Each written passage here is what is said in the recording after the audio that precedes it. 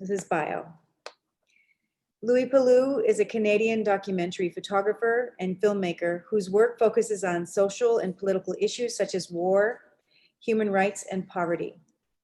Palu's work has appeared in festivals, publications, exhibitions, and collections internationally. He is a 2016-17 John Simon Guggenheim Foundation Fellow and a Harry Ransom Center Research Fellow in the Humanities at the University of Texas at Austin. He is the recipient of numerous awards, including a Pulitzer Center on Crisis Reporting Grant, the 2011-12 Bernard L Schwartz Fellowship with the New America Foundation, and the Milton Rogovin Fellowship at the University of Arizona. In 2019, his work was selected for the Arnold Newman Prize for New Directions in Photographic Portraiture. Palu is a National Geographic Explorer and is currently working on a long-term project on the Arctic in partnership with National Geographic Magazine and National Geographic Society. I'm going to hand over the Zoom podium to Louie now, and he will talk about his new documentary work and the environment. Welcome, Louie. Hey, hey, how's it going? You can hear me, see me. I have to remember to share screen because I remember the first time I did this, I get so excited. Just closing a couple of windows here. I get so excited that I forget to share the screen, and I'm talking about the work and the people are just looking at me, which is not important. So I just want to say thank you for having me. Over the last few years, Philadelphia, the photo community there, which is what I always promote, community, has kind of adopted me. From UArts, Julianna Foster has been fantastic. And it's kind of like this, I feel like it's this other photo home I have not far from DC, which is where I'm living now. I'm just gonna quit my email, sorry, so it's not making that sound. I'm gonna just say a couple of things before we go to the pictures. Obviously, I've worked for over 30 years and I'm compressing this like a little brief intro and all 30 years into 40 minutes. So I'm happy to take emails or have conversations after the talk if there's something deeper anyone wants to talk about. And also, I photographed war for many years, and I want to just give everybody a heads up. There's going to be some rough pictures to look at, but I think that they're important pictures to look at because one of the big things I focus on is human rights. And I think it's something that we always need to keep focusing on, not only in our own communities, which right now is super important, like right outside our doorstep, but also we have to remember there's a bigger world out there and there are a lot of human rights violations and war crimes going on. And we're a part of this big sort of global world. So saying that, I'm just going to get into the pictures here. View, enter full screen. Oh, wait a second. Zoom, share screen. Sorry. Can you see that opening slide that says me, my name? Yeah, perfect. Okay. Let me put everybody back on so it's like I'm not talking to myself, because that's what it feels like. Someone turn your microphone on and say hello. Hey, Louie, I know it's so lonely. Hey. It's okay, everybody, just say hi all at once. Turn your mics on. Hi. Hello. Yes, Hello. we're not Hey, alone. how are you? We're not Good to see your alone. work. Yes, yes. Freaking coronavirus, you Yeah, cannot defeat us. You're a good company. Plus, for all my Philly friends out there, I know coronavirus is like getting punched in the head right now. I know it's a bad stereotype, but Philly's not the town I ever want to mess around in. So anyway, so I got out of college in 1991, and you know, I like to think everybody's got a unique personal story, and that's what makes me interested in other people, because I grew up hearing my parents' stories. They're immigrants from Italy. My dad had a grade 4 education. My mom had a grade 6 education. And it wasn't until only a few years ago when they passed away that I found their notebooks learning English, that I realized I was raised by parents who had a grade 4 and 6 education. All my friends' parents went to university, and it never dawned on me that they didn't even go to high school. They went to work as children. And that I was shaped in this way of oral history about the Second World War, about the Nazis arresting my grandfather, about partisans and civilians being hung in the town square. And so my entire mind, my imagination was formed with what would be photographs and history books as I grew older about the war and war crimes. And as soon as I saw photographs, it was very visceral. It was like, oh, this is what my parents were teaching me. And it felt important because it was personal to me. And that's completely what shaped my interest in using photography as a tool to communicate these kinds of stories. So, yes, it's working. You always think it's, oh, I got this Zoom thing, and then you're like pressing buttons and it's beeping at you. My father was a stonemason. He started working in stone quarries, and he started working in a lot of mining towns. We never tend to think about mining because mines are usually places you can't really photograph. You have to imagine this underground world. And it's incredible that, sometimes you do a body of work, and I don't know if you can see me, but you think of your phone.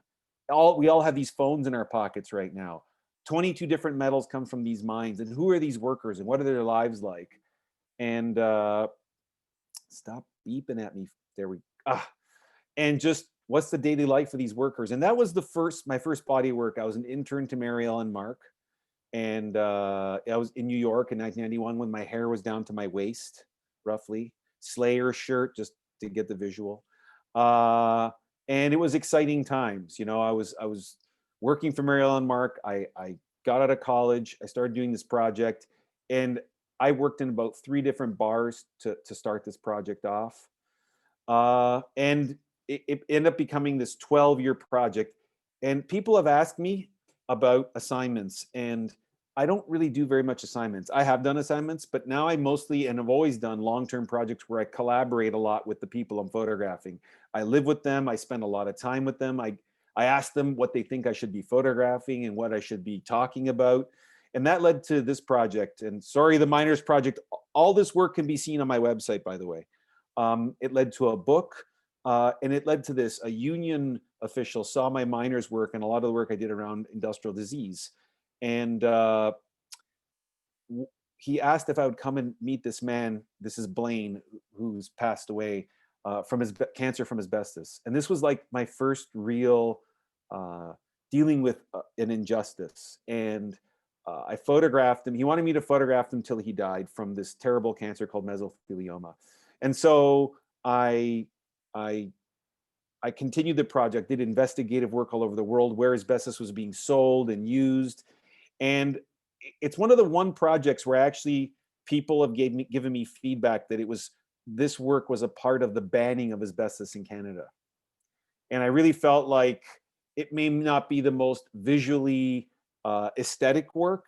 It's a lot of terrible photographs of people suffering from terrible injustices and the destruction of the environment. And I really felt like I did something with that work. I published a book of that work recently, and the back half of the book are all personal photos from the families as like a kind of a collaboration with the communities I worked with, photos of them and their loved ones before they passed away. Around 2005 or 6, Canada went to Afghanistan, and they went and did a combat mission. And you have to understand that as a Canadian transplanted to the United States, Canada had not gone to war since Korea. So it was like peacekeeping. That's what Canada did. So it was this like shock. And I went over to Afghanistan, and I was working at the newspaper at the time when I did daily assignments, actually, as a staff photographer at the Globe and Mail. And I realized I needed to go there, not as a news photographer doing daily assignments, but I wanted to do like a long-term project. So I ended up covering the war from 2006 to 2010, on and off for about 5 years, 7-month trips kind of thing, And some of the more well-known work are these portraits. I have some friends who are Vietnam veterans, and I always think of being 19 or 20 years old, which is pretty much being read out of high school. These photographs were taken in 2008. And what was really important to me was their age, how many tours they had done. Some of these Marines had done, 5 tours, and some of them were 23, 24 years old. And where they were from, they were from Tallahassee, Florida. They were from Neptune, New Jersey. They're from a lot of these small towns that go around recruiting these really young men to go fight these wars. And I just thought it was a really important thing to document them at this very age during that war.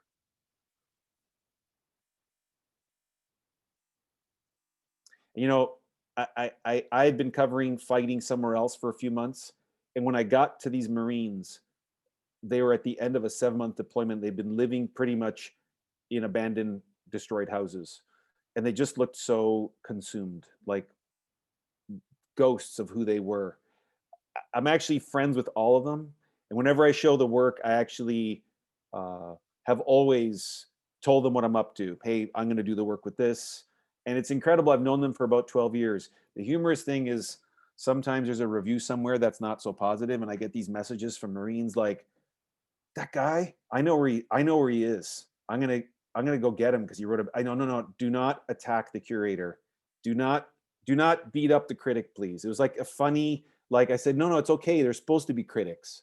So it's incredible the friendships that I've built with some of them, these relationships over the years. So it's like 12 years later. Something that's really important to me is when covering any sort of violence or war is civilian casualties. I think it's important to look at, like previously, portraits of US soldiers or Marines, but also the civilians caught in the middle. This is a young man who was caught, he's just died from his wounds, got caught in crossfire between the Taliban and the Afghan army. You know, and you think you're in a war and you keep, it's like this express elevator that's on slow motion, you know, going to hell. Every day you think, how much more terrible can it be? And these are some Afghan police officers who've just taken their comrade down from a tree who he had been hung, like with a noose, and shot in the head in the village square to warn the villagers not to collaborate with the government. And you know, when you see, you can see photos of that kind of stuff, you can read about it, but when you see the physicality of what it does to the body, it's quite shocking, actually. And you know, it's very difficult. A lot of times there's things I've not photographed because I think it's just too terrible, it's too personal. You get a feel for people you've been around for a long time, or soldiers, or sometimes they invite you, like these police officers invited me to, they took him down from the tree and they buried him in a ceremony. But I think my biggest accomplishment from all my photographs from the war in Afghanistan was all the photographs I'm going to show you, there's no shooting or guns. I really believe that war is a lot more than firefights and shooting and bombs exploding and troops running and attacking. It's about, you know, experiences like this. I felt like this is one of my strongest pictures from Afghanistan. It's about sort of the bounty of nature, you know, these grape fields that grow around Kandahar city where they make raisins that the whole region has made famous. And then there's the bounty of human beings, which is the industrial production of the bullets, you know, this contrast of the beauty and the ugliness, you know. This photo is a shocking photo, but I think it's important because I think that children in war zones, I think of my parents, this boy who did survive, his walking his goats, and the goats set off the landmines, you know. We forget a lot of times about landmine treaties and who has not signed them. This photo was published in the news. I made sure it was published so that policymakers knew that if we were going to go into areas with the Taliban where they were going to plant bombs and civilians were going to get hurt. A lot of the work I'm showing you now, some of these are outtakes. I did about 6 months coverage of a helicopter ambulance unit in the US Army. You know, there's just these moments in the back of the helicopter that say so much about, you know, meaning and layers. This is from about 2010, about the United States and dealing so much with even what's going on now, you know, camaraderie and race and being in a war zone. This also did not make the edit of the book, but The Front Towards Enemy is the book that I eventually published of all this work. I also feel like in war, there's this relationship with nature and animals.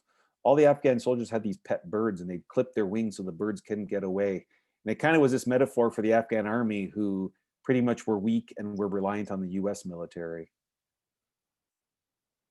And another thing too is when you go to war, it's not like there's shooting and fighting every day. I'd say 95% of your time you're sitting around, nothing's happening. And this is the reality of war. It's this boredom. It's this spending time in groups of people. You know, it's really, it's where the empathy is really built, where you get to know people. It's all these small things you learn about people. You know, find out who their family is, if they have children, what they think about. You know, so when you're actually in a battle, it means something else to see these young men when they're killed or when they're consumed by this war. These are Afghan soldiers. You know, sometimes it's surreal as a guy pulls out a flute, starts playing a flute while they're peeling potatoes, sorry. This is from a night raid. This is in the back of a helicopter. This is he survived as well. These Afghan soldiers were out. And I really felt like as the US pulls out of Afghanistan, the Afghan soldiers have taken the tens of thousands of casualties actually. And they end up being a small little, you know, brief in the newspaper versus these bigger articles. I think it's something to be aware of and think of as well. That blue light is at night, the helicopter can have a blue light in the back of the helicopter. I think this is the only picture where there's a gun and no one's using it. And I kind of like that the photographs are like that. These are soldiers marking their position with a smoke grenade. So the drone, the Predator drone overhead, knows not to fire the rocket at them, but at the insurgents they're trying to target nearby. I just thought it was interesting using colors like purple to say, don't kill me, you know, sort of that abstract, that avant-garde side of war, kind of like some of the visuals in the film Apocalypse Now. I grew up in Toronto, and it's always shocking when I tell people this, that, you know, there's a very big organized crime element in Toronto. I know anyone who's grown up in Philly know about the whole Scarfo era in Philadelphia and the mafia and how much violence there was from the 70s and 80s. And I grew up in a neighborhood where I can't go photograph the mafia or the organized crime. Obviously, there'll be repercussions, serious ones. But, you know, around when I was wrapping up in Afghanistan in 2010, you know, I was hearing about, you know, 1,200 murders a year or 10,000 murders a year in cities like Ciudad Juarez. And I felt like the border was somewhere I really wanted to go do a project because I felt like it had a connection to where I'd grown up. And I put this photo here just because what I really like about this, you know, let's talk about social media for 1 second, is this is Mother Jones has great links. It's set up so well. The credit. How many people here, when they look at photographs, look at the byline or the source of their photographs? Please, if you retweet or share a photograph, always credit the photographer, not just because they should be credited for their hard work, but in the age of disinformation, we know who they are and who they're affiliated with, so we're not looking at fake news. And you can look these photographers up and be like, oh, he or she works for Associated Press. He or she works for Time Magazine or whoever it is, NBC News. So when I went to Mexico in my first month, I covered 140 assassinations. It was, you know, every day. You know, it was like in Afghanistan, I got my training in sort of human rights and war crimes. And in Mexico, I really understood how to know who the assassins were, what kind of weapons they were using, where the weapons were coming from. But what really shocked me, and this is something I always like to show in my lectures, because I always believe that talking about community and photography is talking about other photographers and other journalists in my case, or artists.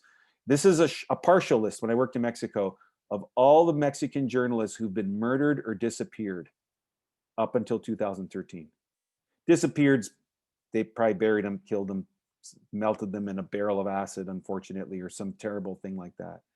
And it's just, this war is a war in the United States as well, because all this drug smuggling ends up in our cities here. And it is a very real war. Any nightclub in any city like Philadelphia, Washington, D.C., Montreal, Paris, London, all those murdered journalists are a part of that drug smuggling, because every nightclub has a designated drug dealer that is protected by a shadow government, by organized crime. It's a very organized system. That's what cartels are. Cartels are 5 to 10 people who control the price and the rules and the law of selling drugs and committing crime in a city. And if you step out of line, if another person goes and sells drugs in that nightclub, then someone will come and teach them a lesson, kill them or make them go away. It's a billions of, I'm talking $30 billion a year or more in the United States, illegal drug sales. So this is, what's important is not just the cartels, but the government and the police. These are Mexican police standing on arrested drug cartel assassins, driving down the main strip in Culiacan in Sinaloa, Mexico, after they had arrested them. After the assassins, so you have to imagine the scene here. The assassins had gone on a killing spree for about a week and killed about 40 people. They cornered them, trapped them, and arrested them, threw them in the back of the truck, and then stood on top of them alive and drove down the main strip with their guns in their hands. This was 2012. So I think the death toll of civilians in the drug war has got to be over 120,000 right now. When I was in Mexico, something I like to do is sit down with the people in the places I cover. I like to do things long term. My Mexico work is about 3 years long. And this is what I heard. It's about narrative. And I think that's what everything's about right now, is about narrative. On one hand, I had the government and business leaders saying, all you journalists do is cover killing. That's all you show. There's another side of Mexico, and it's true. Then I'd go to the small towns or villages like, please, we found our mayor's head in our town square last week. You got to cover this. No one's helping us. The police are the cartel here. They shake us down. So it was this competing sort of set of narratives. So I published this newspaper, about 1,000 copies, and you can take it apart. And I published a series of 3 on 3 different topics. It started with my Mexico work. You can take it apart and re-edit it. You can edit it to have no bodies or no drugs, or you can edit it and it could be all dead bodies and drugs. So you can hang it as a guerrilla sort of pop-up exhibition anywhere, or you can look at it as a newspaper.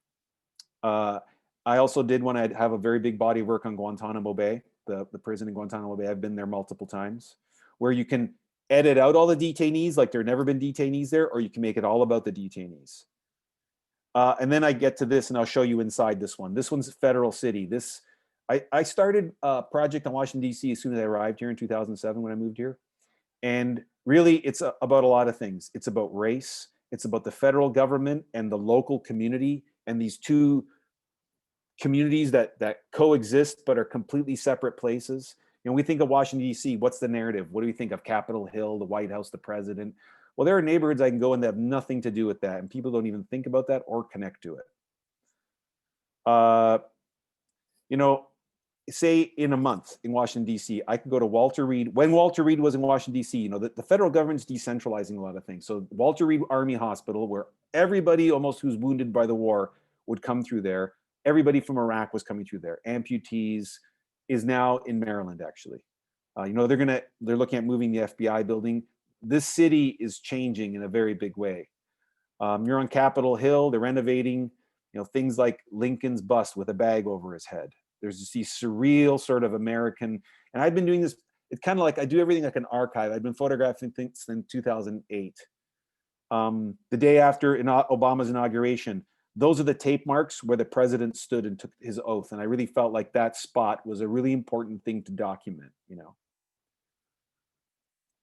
And then it expanded into other parts of the city. And this is just one picture. Again, I'm just compressing things, trying to get to the Arctic. I'm not even at the Arctic yet. I'm going to be in trouble here soon. The African-American community here in some parts of the city is 90% African-American.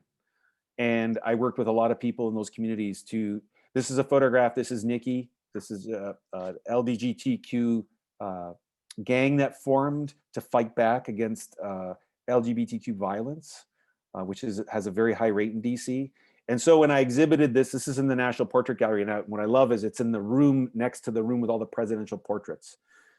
I had Nikki write all the text for the exhibition, which I really love doing collaborations like that. So we're finally at the Arctic. You kind of got, that was 30 years you just got in 10, 20 minutes. Wait, maybe can we bring some questions up of that before we go into the Arctic? Would that be fair? We totally could, as long as you don't cut me off. I got a lot to go to the Arctic, so sure, let's go. We're gonna go back to This, No, just a quick question. You have a mix of black and white and color. How do you decide what images get what treatment? oh, but this is in the more important, chat. and why? Yeah. Black and white and color. You know, I think sometimes maybe, I think when I was younger, it would be, I was not very good at color. Color is very complicated, especially if you're covering, you know what I need to do? I need to do this. Oh, no, I need to turn the light on. 1 second.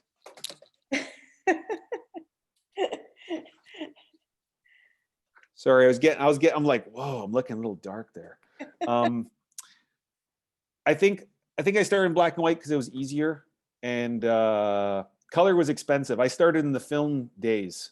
You know, I'm 52 and I work for Mariel and Mark, and getting a roll of color film, you could not process color film on your own. I could go in the darkroom, make black and white prints. So I think it was economic in the beginning. But I think as time grew on, there's a film I watched, and I don't know if it's accessible online. It was called Mud or Blood. And it was about the emergence of color photojournalism, like Susan Meiselas, you know, one of my favorite photographers as well. You go from the Don McCullen, Vietnam, you know, to Larry Burroughs, Susan Meiselas, Jim Noctway, and then, you know, in black and white, blood is black. In color, it's red. So what's real and what's not real? What are you aestheticizing? There's this big ethical debate, which I believe debates and hard questions are really important and should always be had. So, you know, when I went to Mexico, I covered so many murders. I just decided no color. There's just too much blood. All the photos had blood all the time. I just felt like that there were really important human moments that were not about killing. Were about people who had just been deported back over the border, were forced by drug cartels to smuggle drugs. So I really felt like it was a balancing act. When we get to the Arctic, it's all color, because I really feel like when you're there, it feels like color. I think with my DC project, I just feel like there's a commercialism to the way Washington D.C. gets photographed for political coverage, and that's all that comes out of D.C. is political coverage. And I really felt like the black and white made so that I'm in control of what's commercial and what's not. And I'm not, can't show the work tonight. I have a massive project from impeachment to now. I'm at 600 rolls of film. I think it's into COVID. It just kept going. Everything going on from then on it's about everything's lit by television lighting, and photographers photograph television lighting. And I just feel like, wait a second, I don't want to photograph the TV's lights. That's like photographing theater. That's not real. So I think sometimes it's not only black and white, I use flash too, to overpower something else. So it's more what I want it to look like or be. So, you know, I think with Afghanistan, there's an experientiality to the color of the dirt, the color of the clothing. I think that all these things are a part of the experience of it. But then again, Afghanistan, you know, I was there for 5 years. So I think that there were some essays when I was working on it. It just, I wasn't in charge of the light. The battle broke out at noon and it was the worst light ever. And it just, the photographs were read and spoke differently in black and white. And I just felt like sometimes I need to simplify what was being communicated so that it wasn't about bad lighting. It was about children who had just been blown up by a bomb someone set. So, you know, it's a case by case basis. I don't have a like, hey, I think something will be black and white right now. So, but it was economic in the beginning because I was a very poor art student. Is there another question? That's it. Thanks. Okay, ready? Yeah. We have to imagine when we're going into where I'm taking you that, you know, the average temperature in January is like -50 to -60 Celsius, which means it's even lower in Fahrenheit. So what you're looking at here is the North Pole's right in the middle, Canada and Alaska. You know, the United States is an Arctic nation. You see where it is. And another thing, I love looking at maps like this. An Australian taught me to look at maps in different ways from the way we're taught in school. Because I think a lot of the things that we have very controversial debates about these days is because we were taught that way. It's not even our fault. Like, my name's Louie, but that's not my name. My name was changed by an English teacher. My name's Luigino. She said, you're in Canada now. And she erased my Italian name and wrote it in English. That's her version of it. And then in Canada, it's bilingual. The French teacher started making it Louis. So I had like 3 names. So I just went with what my teacher told me my name should be. And, you know, so when we looked at the map, all of us, most of us, I'm assuming, have learned where North America is right in the middle, and that's the most important place. But when we look at the Arctic like this, it's like, wow, the United States is closer to Russia than almost all of Europe. I had no idea. We're 22 miles away. That is super close. So this is where I did all my field work at various stages. The red is mostly all completed. The green is in process. The blue is completed as well. Or unrelated, like there's some Ukraine down there. I made a film in the Ukraine. Oh wait, I said the Ukraine. It's not the Ukraine, it's Ukraine only, sorry. Seinfeld joke for anyone who knows that one. Anyway, I started working in the Arctic in 93. I'm from Canada, so it was like, I feel like it's a part of this unknown place. The roads don't go there, you know? Whereas if you go to Norway and Finland, you can go to yoga in the Arctic. It's a very, very diverse place. And I think what's really important about the Arctic is that the Arctic, when we talk about narratives, and I think that this is what we need to think about when we have these great debates in our communities and build with these debates, not tear apart, but build and strengthen and protect each other and empower and promote each other, is that it's about narratives. So when we think about the Arctic, what are the first thing that comes to mind? And usually what people comes to mind is polar bears, vast empty ice-filled landscapes, the polar bears are dying because of climate change, penguins, which are not in the Arctic. Arctic in Greek means like place of bears. Antarctic is place of no bears. The penguins are in the South Pole. Or these very outdated ideas of indigenous peoples with dog sleds and doing these things that almost none of them do anymore. This is the end of the tree line on the Hall Road going up to the oil fields in Alaska. The largest operating oil field in the United States is in the Arctic. So this is, you know, there's almost 22 hours of darkness. These are the headlights from my car. See, lighting can be anything. You don't have to have a strobe. I just felt like it's like this other planet in some ways. In some ways, it felt like that. By the way, this was done National Geographic, but they published 12 pictures, no, 11 in the magazine, and I think altogether maybe another 12 online. So a lot of these pictures have never been seen before. But I'm editing in the final stage of a book right now. This is snowmobiling with Inuit volunteer soldiers up in a place called Johaven. That's high in the archipelago. It's only minus 34 here. It's not that cold actually. So we're snowmobiling, and I lived with this soldier. He's an Inuit ranger, Paul, in a tent for 2 weeks. And we're snowmobiling, and we stopped, and he pulled out a cigarette, and he said, "You got your GPS on?" I'm like, "I don't have a GPS." I said, "I thought you had the GPS." He goes, "Yeah," and he turned it off, and I'm like, "Dude, like, we're in a snowstorm. How are we gonna get back to camp?" He goes, "Look, see those lines in the snow? You know the way the wind hits it? It's a compass, you know." And it's experiences like this over the years that I spent with these Inuit rangers who are my teachers. I realized the original scientists of the Arctic are the Inuit.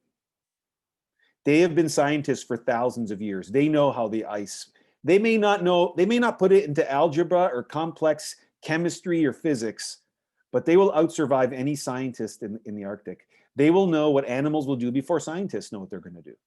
They can tell when the animals disappear, when there's too many, when there's too little. They know when things are melting too early. They know everything. And it's a really remarkable, the photos were not remarkable for me. The remarkable thing was being taught by them. That was what was remarkable for me. And what I really learned is that we always talk about, wow, the power of this government or military power. That's not power. Nature is the ultimate power. And the reason why the Inuit have survived in that place for so long, where the air can actually kill you. This is what I try and think about. The air is minus 60. You can die from the air. I don't know too many places where the air can kill you yet, but it's a place you must respect. What my project really became after all those wars I covered was, you know, there's this radar line, and we're back to imagination, that stretches, it started in the 50s from Alaska, across Canada, up through Greenland. It was called the Distant Early Warning Line. And it ended up becoming the North Warning System, and has been operating for over 70 years. And it's connected to NORAD, the base in the mountain in Colorado. And that radar line was built because of a fear of a imagined attack over the North Pole, which is the shortest route from the Soviet Union, missile or bomber or submarine attack. And so what did this front line look like? It was like a Tarkovsky film, and this is a crashed airplane. And everywhere I went in the North, there was this evidence of these great technologies that we had built that nature had just taken like dice and rolled them across the table to whatever number it wanted, And over time, there are these invented ideas that oh my God, there's oil in the Arctic. We better hurry up and go grab stuff up there. We're going to fix Venezuela before we ever go get oil way up in the high Arctic. Existing oil fields like Alaska is a different story. But this, I get requests from newspapers. I have one recently, undersea mining.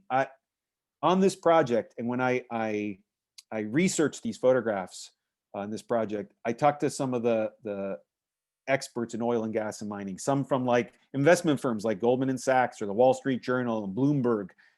And the facts are that doing that stuff up where in places like, say, Nevada is hard enough, but up there near impossible. And we don't even know if the environment of this world is going to survive our current behavior to be around to exploit those resources. So there's this military, once in a while I'll have a spread from print. So here's some text. There's a caption. This is a parachute training in northern Alaska at near Fort Greely, which is where the missile defense of North America is. There's a bunch of counter missile batteries there. So some of these places took me 3 years to get access because of the security background checks. But we've been preparing for this imagined war. Even after the collapse of the Soviet Union, there's still this idea that there's going to be an imagined war. But we know when it comes down to it is this C-17 airplane lands, this high-tech, state-of-the-art airplane that you can load a 70-ton tank, fly it into a war zone in the Middle East, unload the tank, fight off some enemy over oil. When you get to the Arctic, what do they unload? Handmade wood sleds of Inuit design. Because up there, that's what the science is. It's indigenous. And if you want to survive up there, that's what you got to listen to, and that's who you got to learn from. This is the USS Connecticut, I believe. It's a nuclear attack submarine. This is the submarine, the newest version, that hunts like the Hunt for Red October for Russian missile boats. This is through the ice north of Alaska. And even though there's no conflict in there, and there are a lot of competing debates and challenges to, there's going to be a war, there's not going to be a war in the Arctic because the Arctic will kill everybody. It'll be like a search and rescue mission because of the weather. But there are weapons like this, devices like this under the ice, nuclear submarines traveling around. So we got to imagine that it's not just training. These are real things with real implications. In Canada, they've instituted a training for all soldiers who work in the Arctic. These are white Southern soldiers learning how to build igloos to survive by Indigenous teachers. So it's -50. They spend about a week out in the cold. This is noon in January in Resolute Bay. That's as bright as it gets. So you got 3 months of pure darkness, no trees, very cold, and they're learning how to build snow caves.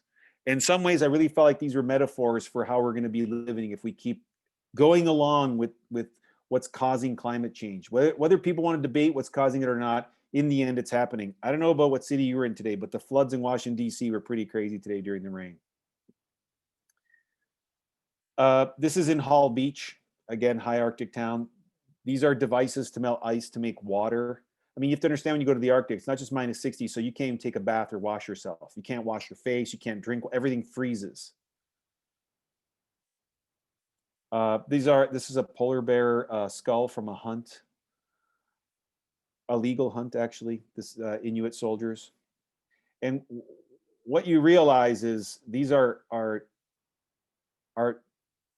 pet dogs after skinning a fish they just caught in one of the lakes. This is subarctic in Lutselke on the Great Slave Lake, is this relationship with animals, this remarkable relationship with animals, living off the animals, respecting animals and having animals live with them all the time. Also, dogs are really good for polar bears. They're good, they're like an alarm. I'll tell you, polar bears are really cute. And I'm in no way promoter of the killing of any animals unnecessarily, but a polar bear will kill you with maximum violence. And they're very big. And I think I was on a trip the fall of, August 2018. And three men had been killed by a polar bear attack.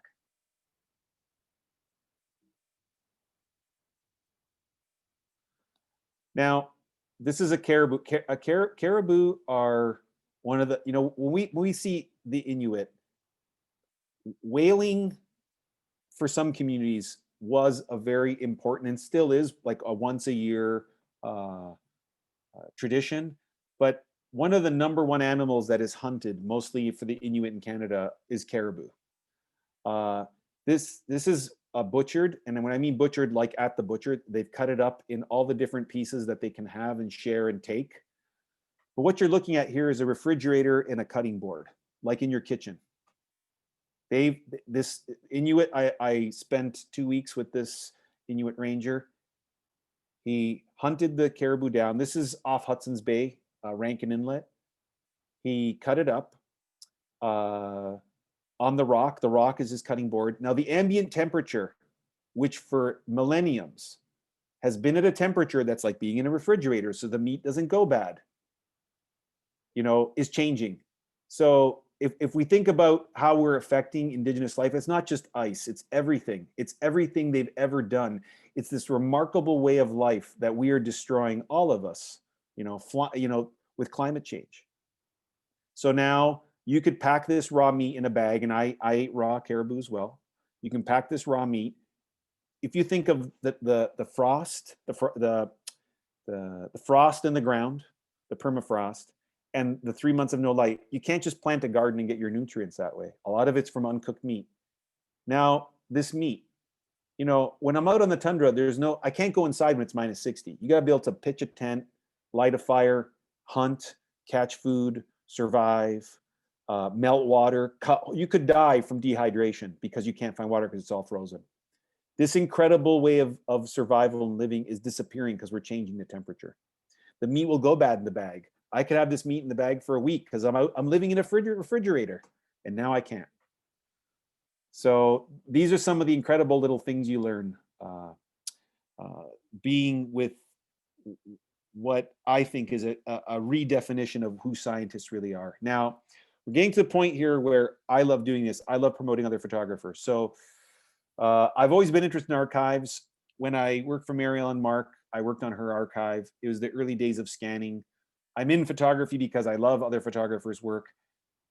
And around 2012, I was in an exhibition at the Houston Museum of Fine Arts, and I got to know Ann Tucker. And we went in the back, and they explained how they researched this exhibition, this war exhibition. And they were talking about how they collected photographs. I'm like, wow, I want to make an archive. And I had all these terrible ideas. And then I had this fellowship at the Center of Creative Photography, and I met Rebecca Senf. And she kind of was, I didn't realize she was interviewing me like a really smart curator and making notes. And then kind of like a therapist told me what I wanted to do. And I wanted to make an archive. And based on the work I'd been buying in auctions to support different photography organizations, it was all abstract work by women. I didn't even know it. And she goes, that's your archive. There's no archive like that. So I thought, wow, that's a great idea. So when I'm not working on my work, I can engage with the history of photography and doing what I love doing, which is promoting our photographers. So this is a photograph by Claire A. Warden. She's out of Arizona. Fantastic work. That's the first piece I ever acquired for the exhibit. What I like is when I buy these in auctions, I'm supporting other photo independent organizations. This is a Judith Taylor. She was from Philadelphia. I got this in an auction. She's passed away, unfortunately. I did some research, but I was able to acquire this piece. I had to keep the time short. Julianna Foster, I have at least 6 pieces in Archive 192. And this is one of my favorite pieces I acquired. I've got about 300 prints. And so I use some of the money I make from selling my own work. Sometimes I I've helped write people write grants for fellowships, and as payment, I'll take artwork for the archive. This is a Lucia Moholy diptych. It's very, very rare. Lucia Moholy was a really important photographer in the Bauhaus. And unfortunately, like so many great photographers, she was always defined as the wife of, Laszlo Moholy. But here's the funny thing about this photograph. On the map board, it's signed by Laszlo Moholy, because these are photographs of one of his sets. And that is the entire history of, unfortunately, her as a photographer is not being credited for her work.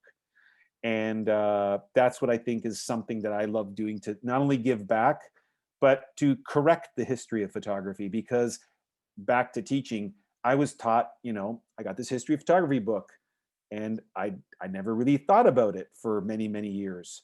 And so I studied, and I wanted to fix that there's 97 men and 3 women in this history of photography book. That's just like my war photography. That's a crime. That's wrong. And so this is an effort. And we were going to have a show of this at UArts. And unfortunately, COVID has, I want to say, postponed it. So we're about to have the first exhibition. So I like going, I've had some lectures with some of the artists in this. So it's only postponed because we're fighters, right? So anyway, some resources. If you're interested in the rights of journalists, especially right now, I'll tell you that this is the first time in my life where, when I leave my apartment in Washington and cover some of the things going on, I leave a list of organizations for my wife to call in case I get arrested. These are real times, The Committee to Protect Journalists has a country-by-country guide. Where you're going, what kind of countries treat journalists certain ways. They also have safety guides for journalists, by the way. If you're interested in my Mexico work, I try and donate work to a local usual media organization in the countries I've covered. This is Ánimo Político, has all my Mexico work translated in Spanish. It's free. You can look at it all in Spanish if anyone's a Spanish speaker. For ethics and codes of ethics and anything related to everything going on in what we're talking about these days of journalism, the Poynter Institute, there's the Society of Professional Journalists, the MPPA, there's many, many organizations. If you go in the About section of my website, there's a whole list of organizations there that you can use as a resource. Oh God, this slide went way too big. Okay, it's abstract. And what's great? You can see Inuit Art Foundation. I know what happened with this slide. Anyway, I know I can do. Oh yes, I fixed it. Okay. I'm gonna tell a little story related to this, because I think it's good about learning and always looking for ways to improve the way you do things. I don't do commercial work. I'm a journalist. I'm a documentary photographer. I don't judge anyone who does do commercial work. A few years back, Jeep contacted me, that makes the vehicle, and said, hey, we're doing a Super Bowl commercial. You got those Marine portraits. We want to put one in. It's not promoting anything more than our history of making Jeeps since the Second World War. I'm like, no way, man. No way. No way.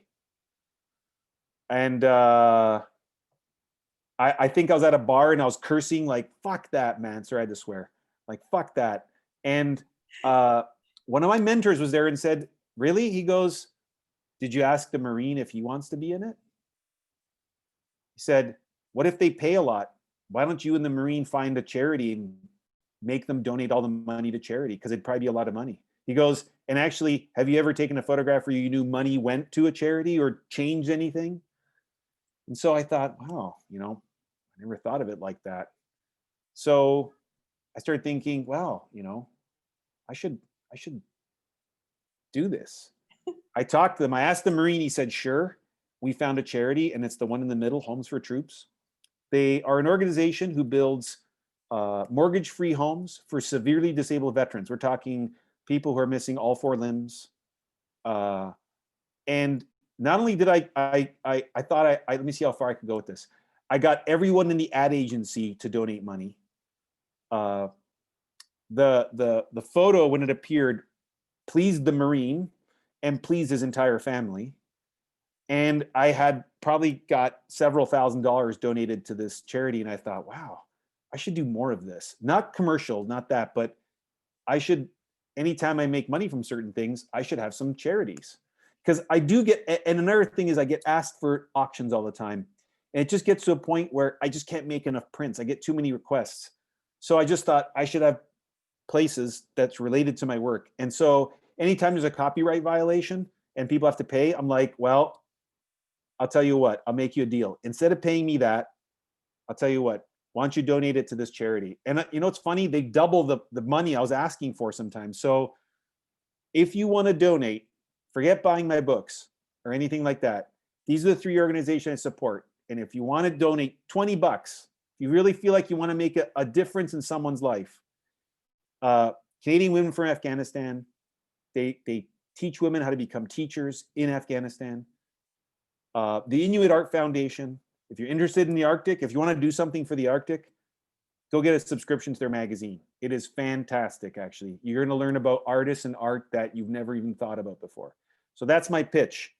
Don't buy any of my work or books, but donate to those organizations. So, and I think we're at questions. God, I went too long. Oh, I went 10 minutes over. No, you were great. Okay, I sorry. cheated too because I made you answer a question in the middle. It's okay. You poor thing. I'll stay on longer if people want. It's up to you. You're in charge, Lori.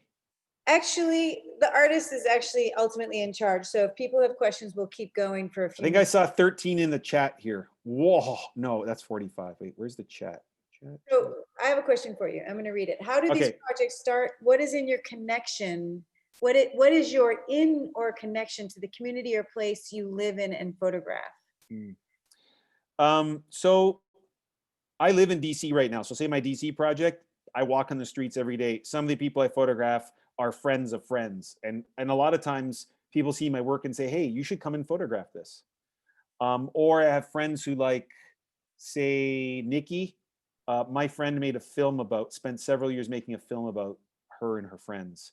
And she said, Louie, would you do some photographs?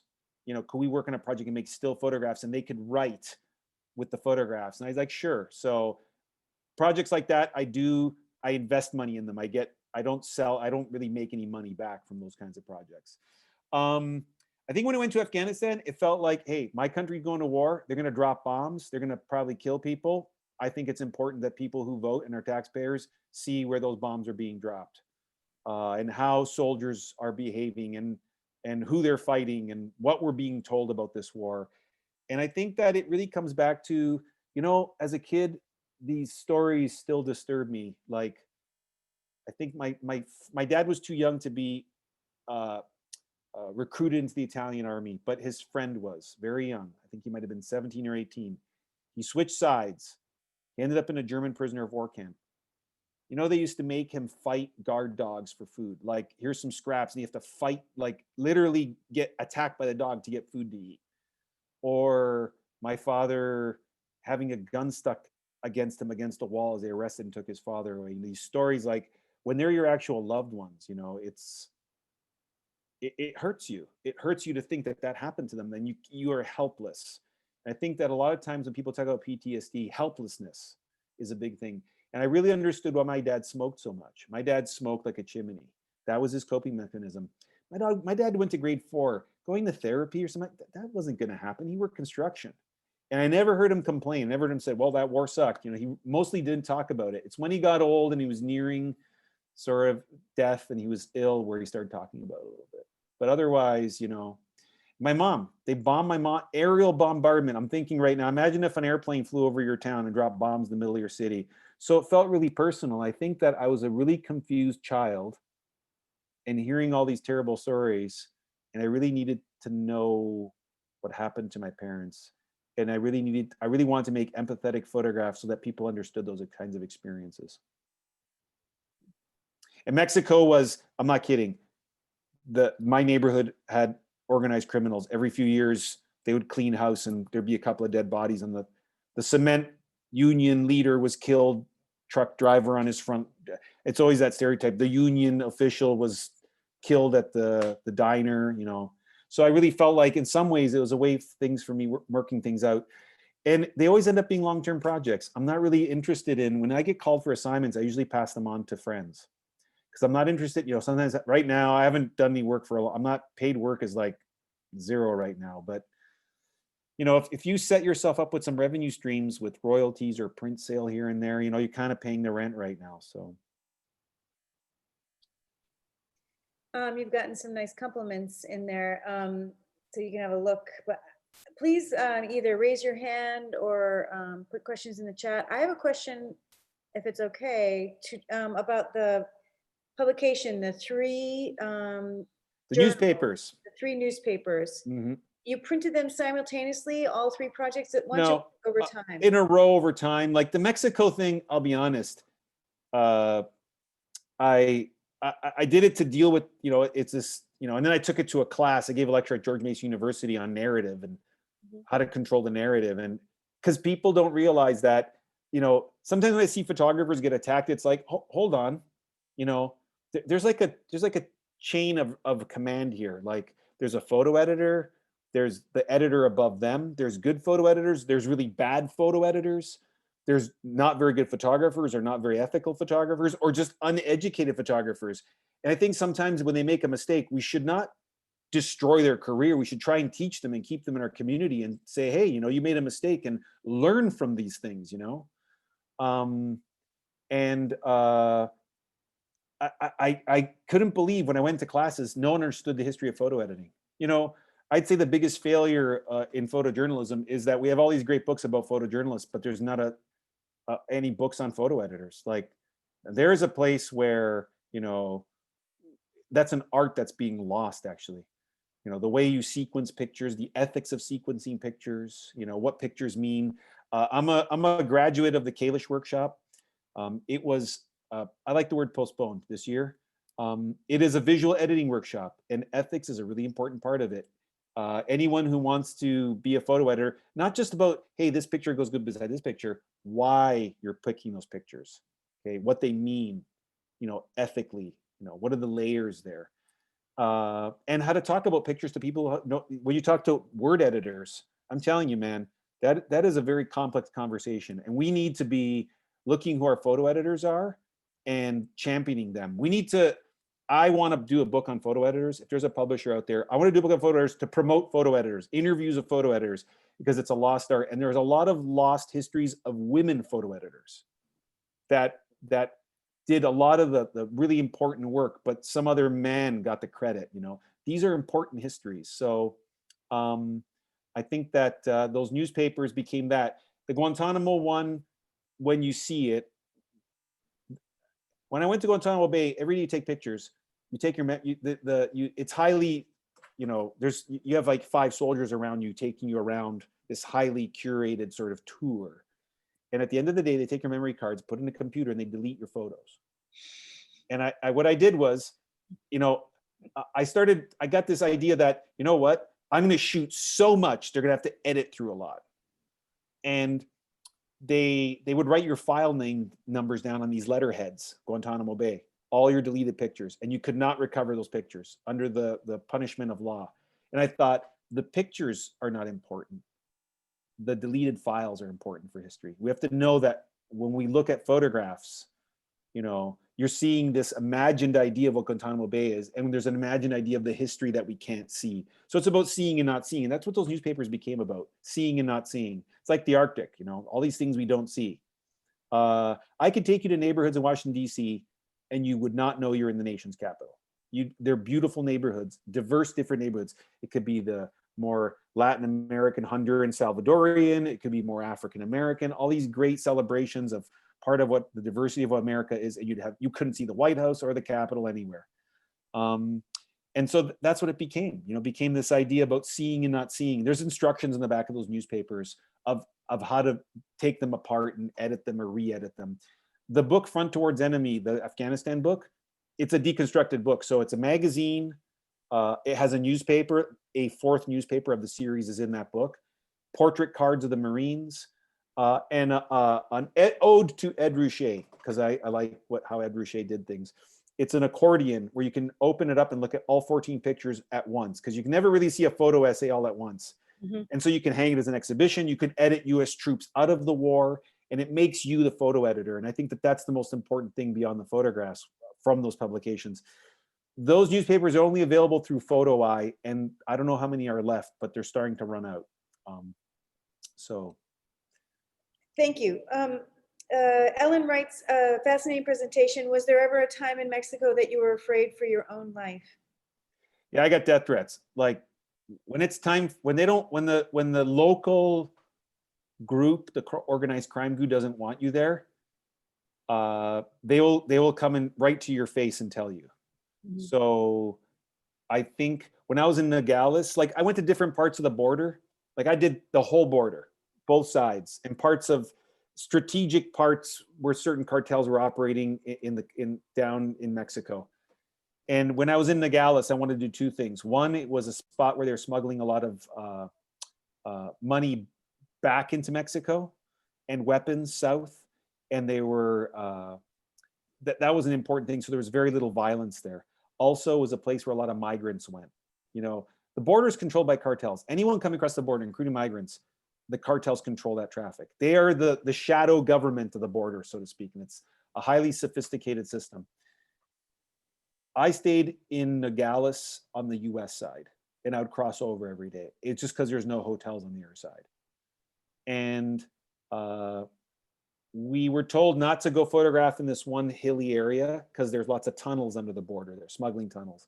But we misunderstood the direction. And me and the local journalists I was working with went there, and we realized that these people were checking us out. That was pretty dangerous. The next morning, he came to pick me up, and this car pulled up in the parking lot of our hotel. This is on the US side. The guy got out and said, "Hey, we see you. We know what you're doing. You need to leave town." That's pretty much leave town or die, you know. I've had friends, people walk up to them and say, "Hey, open your hand." And they put a bullet in their hand, you know, or they get letters sometimes. I have a colleague from Mexico, a friend, who escaped to Canada as a refugee. He was a journalist in Juarez. Yeah, there were times, but you know, growing up in a neighborhood with organized crime groups, you learn how to enter them sometimes. So like if you'd hire a local journalist, they know what you can and can't do, the journalists. So they sometimes talk to local people, like in-betweens, liaisons, like, "Hey, this photographer wants to come here. He wants, you know," they're like, "Okay, you can work here and here, but you can't go work over there." Or no reporting on this. I actually got threats in Toronto later, like, "Are you doing some work on money laundering?" They have channels, they have people, you'll be at a bar and someone will just start coming and talking to you. They can find you. They're very sophisticated organizations. So, you know, you get the message and you just be respectful and say, "No, I'm not interested in that. My reporting was just on the border." So this is, if you understand, this is like a corporation that's not a corporation that makes $30 billion a year. You know, to have a journalist knocked off is, you know, they had an accident. Mm-hmm. So that time, it's funny, they made me leave Nogales. So I took off to Yuma, and then the DEA released, for one time only, they were going to let journalists go down in this drug tunnel they just found. So I actually thank God I got kicked out of that town. So I got to go photograph, which is rare to go in a drug smuggling tunnel, actually. So. Well, everybody's still in the room. I'll take a few more questions. Does anybody else have any questions? Jones writes, "Miriam Shapiro, my friend, did an important piece. Anonymous was a woman." I thought that was an valuable input. Ken wants to know if you've met Sebastião Salgado. I haven't met him, but I've seen him give lectures when I was a student. Yeah. Is there anybody else that would like to ask a question? Otherwise, I'm gonna. I just want to make one comment about Sebastião Salgado. I think the important thing, what I'm going to tell you to think about, is how Sebastião Salgado did what he did. I mean, he was an economist. He's there in Latin America, and he's looking around, and he's like, you know, this is like those pictures of the mines with all those bodies going up those ladders, you know. When we think of those pictures, I like to think of those pictures like, this is an economist who is an incredible artist in many ways, showing us the beginnings of what globalization was going to start doing to Latin America. And I thought that was really, really incredible, you know. Mm-hmm. Indeed. Barbara asks, "Can you talk about book publishing and how you reach out or they find you?" ? Book publishing, it's like an eternal mystery. I think I started having the most success with book publishing when I just started thinking, I'm not making work to try and get a book deal. This is my work, and if you don't like it, well, I don't care if I don't get a book published. When I published the Guantanamo work, I will say I had a book dummy. Here's the funny thing about book publishers. I won't say who they are, but it was a prominent one in New York. And I showed him the work from Guantanamo, and he said, this is great work. He goes, okay, I think it was like 2011. He goes, yeah, but they're closing Guantanamo. Obama's closing down. It's not going to sell. And I just thought, wow, you know, because I have a massive body work. I think I have one of the largest visual archives of the. I've been to the prison so many times on trips that were one-offs that were never done in areas of the prison before and ever again. And most of the prisons closed or shut down. They're not using most of it, so these photographs can't even take anymore. But I published another newspaper, and I thought, you know what? Am I bad if I swear? Because it gets emotional. It's like, fuck the publishing, man. It's like I'm making my own newspaper, and this is what I started doing. Is I would publish 500 copies that I would sell, and I would publish 1,000 is what it's Linco in Long Island. Please give them business. They're a really amazing place. And I published 500, and what I would do is I would set up lectures at schools. And as part of lecture fee, I would give every student a newspaper, and I would do that editing exercise with them. So I thought, you know what? I probably made more money from those lectures and those workshops I did teaching editing and photo editing with the newspapers, and I wouldn't in royalties. And it's quality outreach. I'm actually talking about the prison in Guantanamo Bay to hundreds of students, you know, and it was really great. And then I would get invited to schools that didn't even teach photography, like George Mason, you know, sort of government, people who were going to work in the government, which in some ways was more important to me to be teaching them about photography than actual photographers. So, you know, I think some of the other books, my early books were more functional history books, straightforward, like my mining stuff, which I'd like to republish as a more proper photo book. But I think I was just doing my thing. And then the Front Towards Enemy book, Jen Yoffe just watched me do my own, I call it my punk rock thing. I was doing these newspapers, and he thought, I want to publish a book of your work, and I want it to be a real book, but like those newspapers. And so no one is stopping anyone here. You know, I did a lecture at SPE about self-publishing books. Make photocopies, man. Anyone here who's into Black Flag, Public Enemy, or any of that music, be that version of those bands, but a photographer. Make photocopy books, staple them together, because you know what's funny? Those early 45s from Black Flag or the Sex Pistols, those are probably worth hundreds of thousands of dollars now, but they're probably only like 500 copies made. No, they got no record deal, you know, no big record deal. So don't let anyone stop you. Make your own version of it, you know. If you don't have it, you know, there's these, you see all these quotes up on Capitol Hill. If you don't have a seat at the table, bring your old folding chair, man. Work it out for yourself. So I don't, and what I'm saying is I don't have your advice. You will get noticed by doing your own thing. There's some great questions in the chat, but I really think we should wrap it up because we try to keep these things to an hour. Y'all are great. Thank you so much for all of your questions and for staying. And Louie, it was a fantastic presentation. Thanks. Nope. Amazing. Thank you. I hope to end up in Philly. I love Philly. I can't wait to get back there. Well, we want you back, and we want to see that show. We'll put in the links in our follow-up email of your charities that you support. We'll send out an email. Awesome. Thank you. Yeah. Also, if anyone wants to follow up, I don't answer right away. I answer all my emails. Remind me how we met or knew each other through this lecture. If you have, I like to limit it, so don't make it 40 Q&As. But you know, if you have a question, I share everything, resources, advice, anything you like. Feel free to reach out. You are a rock star, dude. Thank you so much. Thanks. Next week, Hannah Price is going to be talking about her work. Please come back next Thursday. Thank you all. See ya. Thanks.